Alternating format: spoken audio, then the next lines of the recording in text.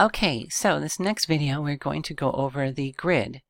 So let's start with activating, we'll just activate the female original. Okay, and this is the female original. She's the size Linden Lab originally created the avatar in.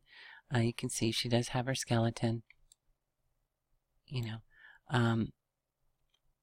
It's the size the avatar is that they actually originally created for Second Life. Again, they couldn't tell just by looking at them that they weren't in meter size or meter scale working units. They were in working units of centimeters. That's why she's so tiny. Okay. So, say you went to meter scale. Now she's meter scale, and you can see how tiny the grid is. The grid didn't change size, the avatar just got bigger. This is the size the avatar is in Second Life. It's 100 times bigger. Okay, and there's lots of reasons for this avatar, like rigging is easier when the avatar is bigger, and smoothing weights and painting weights and all that just becomes easier when the avatar isn't so tiny. Okay. So, but this is where this grid stuff comes in. The grid we're seeing right now is the default grid. If we click on here, it actually now looks like the tiny avatar, but it isn't. It's still actually the meter size avatar. But say you had some mesh clothing and you wanted it to snap to the grid. If you clicked on this first one, it's going to snap all along in centimeter units, which are invisible because there's not a line for each centimeter.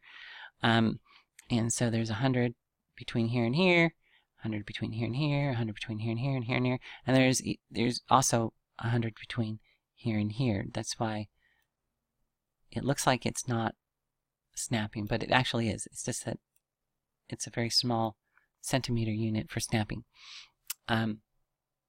Okay, but what would come in more handy is if you were wanting to snap it to the center right here between her legs. Like say you're changing the pivot point of something and you want it to snap between here, right between her legs, where these two black lines cross. So you would want to click no subdivision snapping, and then you could just snap it right there.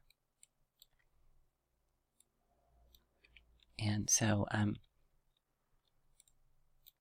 snapped it right there, the pivot point.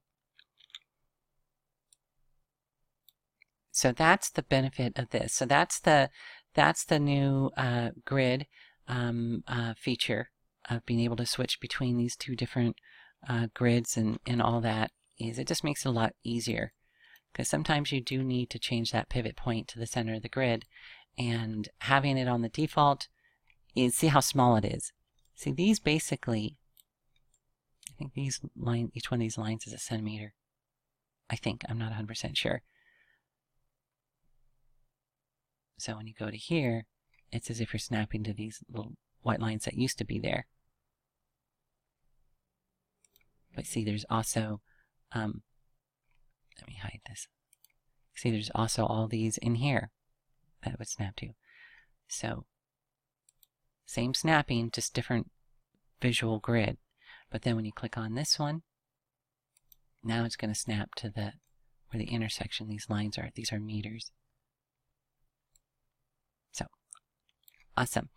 Okay, so that goes over that feature, the new grid feature. See you in the next video.